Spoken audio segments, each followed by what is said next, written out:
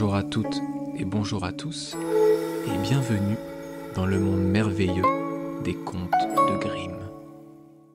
Les musiciens de Brême. Un meunier possédait un âne qui, durant de longues années, avait inlassablement porté des sacs au moulin, mais dont les forces commençaient à décliner. Il devenait de plus en plus inapte au travail. Son maître songea à s'en débarrasser. L'âne se rendit compte qu'un vent défavorable commençait à souffler pour lui et il s'enfuit. Il prit la route de Brême. Il pensait qu'il pourrait y devenir musicien au service de la municipalité. Sur son chemin, il rencontra un chien de chasse qui s'était couché là. Il gémissait comme quelqu'un qui a tant couru que la mort le guette. « Alors, Taillot, pourquoi jappes-tu comme ça ?» demanda l'âne. « Bof, dit le chien. Parce que je suis vieux, parce que je m'alourdis chaque jour un peu plus, parce que je ne peux plus chasser. Mon maître veut me tuer, je me suis enfui. Mais comment gagner mon pain maintenant ? » « Sais-tu, dit l'âne, je vais à Brême pour y devenir musicien. Viens avec moi et fais-toi engager dans l'orchestre municipal. Je jouerai du luth et toi de la timbale. » Le chien accepta avec joie et ils repartirent de compagnie. Bientôt, ils virent un chat sur la route qui était triste comme 3 jours de pluie. « Eh bien, qu'est-ce qui va de travers, vieux Raminagrobis ?» demanda l'âne. « Comment être joyeux quand il y va de sa vie ?» répondit le chat. « Parce que je deviens vieux, que mes dents s'usent, et que je me tiens plus souvent à rêver derrière le poêle qu'à courir après les souris. Ma maîtresse a voulu me noyer. J'ai bien réussi à me sauver, mais je ne sais que faire, où aller. Viens à Brême avec nous. Tu connais la musique, tu deviendras musicien. » Le chat accepta et les accompagna. Les 3 fugitifs arrivèrent à une ferme. Le coq de la maison était perché en haut du portail et criait de toutes ses forces. « Tu cries à nous casser les oreilles, » dit l'âne.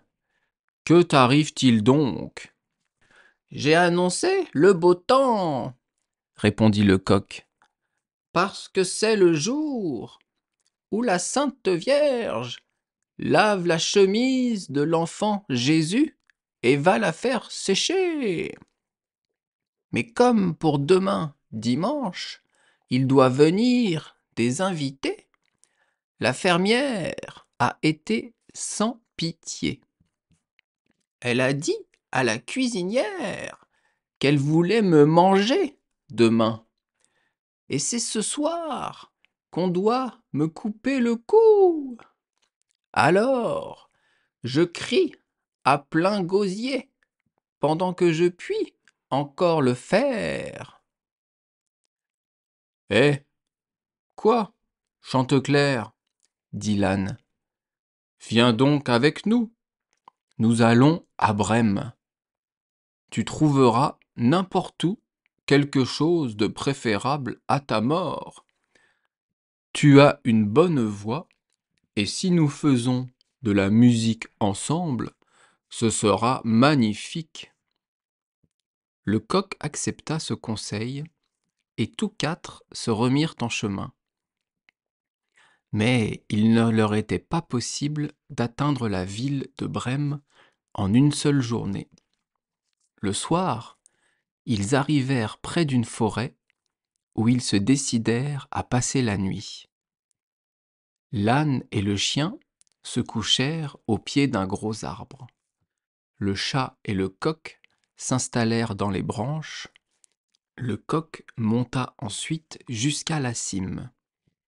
Il pensait s'y trouver en sécurité.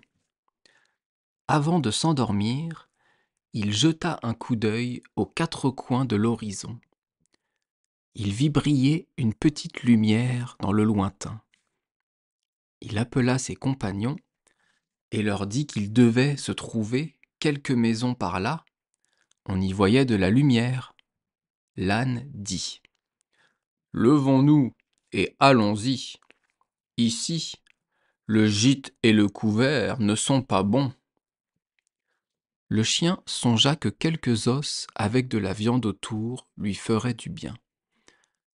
Ils se mirent donc en route en direction de la lumière et la virent grandir au fur et à mesure qu'ils avançaient. Finalement, ils arrivèrent devant une maison brillamment éclairée, qui était le repère d'une bande de voleurs. L'âne, qui était le plus grand, s'approcha de la fenêtre et regarda à l'intérieur. « Que vois-tu, Grison ?» demanda le coq. « Ce que je vois, » répondit l'âne. « Une table servie avec mets et boissons de bonne allure. Des voleurs y sont assis et sont en train de se régaler. »« Voilà ce qu'il nous faudrait, » répartit le coq. « Eh oui, » dit l'âne, « si seulement nous y étions. » Les quatre compagnons délibérèrent pour savoir comment ils s'y prendraient pour chasser les voleurs. Finalement, ils découvrirent le moyen. L'âne appuierait ses pattes de devant sur le bord de la fenêtre, le chien sauterait sur son dos et le chat par-dessus. Le coq se percherait sur la tête du chat. Quand ils se furent ainsi installés, à un signal donné, ils commencèrent la musique. L'âne braillait, le chien aboyait, le chat miaulait et le coq chantait. Sur quoi ils bondirent par la fenêtre en faisant trembler les vitres. À ce concert inhabituel, les voleurs avaient sursauté. Ils crurent qu'un fantôme entrait dans la pièce et, pris de panique, ils s'enfuirent dans la forêt. Nos quatre compagnons se mirent à table, se servirent de ce qui restait et mangèrent comme s'ils allaient connaître un mois de famine. Quand les quatre musiciens eurent terminé, ils éteignirent la lumière et chacun se choisit un endroit à sa convenance et du meilleur confort pour dormir. L'âne se coucha sur le fumier, le chien derrière la porte, le chat près du poêle et le coq se percha au poulailler. Comme ils étaient fatigués de leur long trajet, ils s'endormirent aussitôt. Quand minuit fut passé, les voleurs virent de loin que la lumière avait été éteinte dans la maison et que tout y paraissait tranquille. Leur capitaine dit : « Nous n'aurions pas dû nous laisser mettre à la porte comme ça. » Il ordonna à l'un de ses hommes d'aller inspecter la maison. L'éclaireur vit que tout était silencieux. Il entra dans la cuisine pour allumer une lumière. Voyant les yeux du chat brillants comme des braises, il en approcha une allumette et voulut l'enflammer. Le chat ne comprit pas la plaisanterie et, crachant et griffant, lui sauta au visage. L'homme fut saisi de terreur. Il se sauva et voulut sortir par la porte de derrière. Le chien, qui était allongé là, bondit et lui mordit les jambes.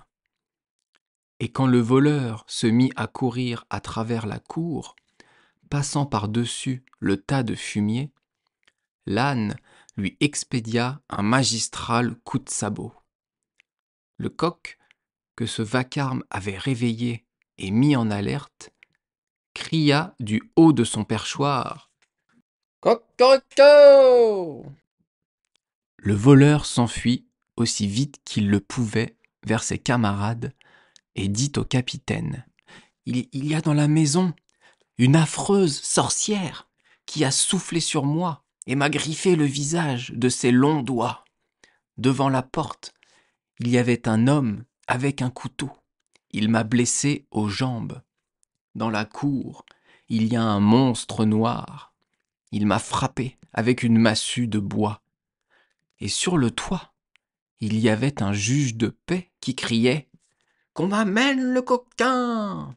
J'ai fait ce que j'ai pu pour m'enfuir. À partir de ce moment-là, les voleurs n'osèrent plus retourner à la maison.